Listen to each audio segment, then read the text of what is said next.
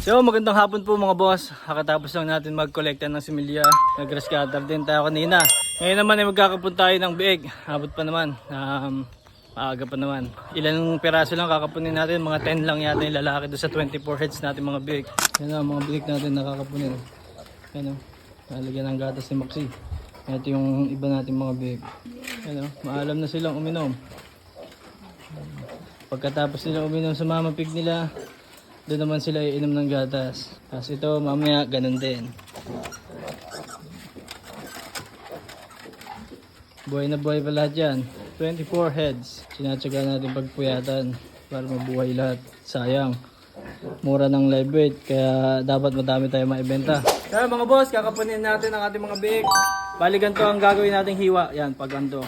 Pahiga. Hilahin lang para hindi masyado matugo. Tapos tuturok tayo ng ito, oxytetracycline. Tuturokan natin oxytetracycline. Mga 0.3 lang to 0.4 kasi sila ay mga 2 kilos mahigit pa lang. So, bigyan din natin ng vitamins para mas mabilis yung recovery ng ating mga big. 1 ml lang yung vitamins ay bibigay natin.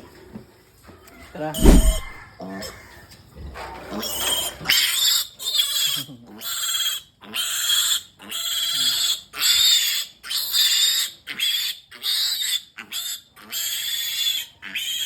Ito na, mabilisin lang.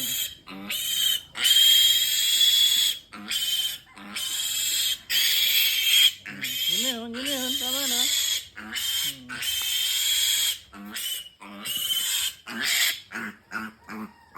Bango nung ano, may alcohol. Yun ha. No. Oh, wait lang.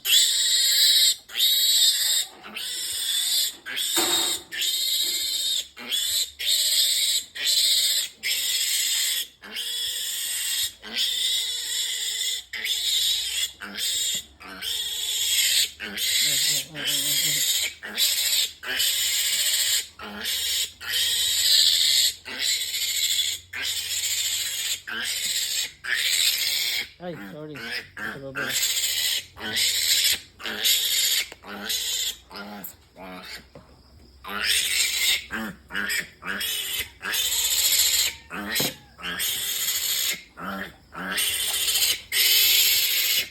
Yun na yun.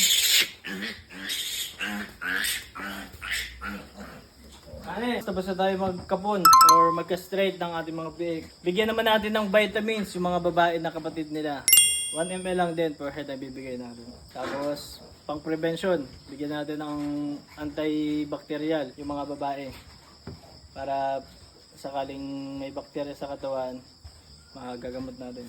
So ayun mga boss, sa mga nagtatanong kung paano daw magturok ng biik. So ganito lang po, ilapat nyo lang po yung tenga, tapos po doon sa gitnang parte ng tenga, doon nyo po tuturokan, dito sa may parte ng leeg. Yan, dyan po ang turok ng karayo. Ganito lang po ang pagtuturok.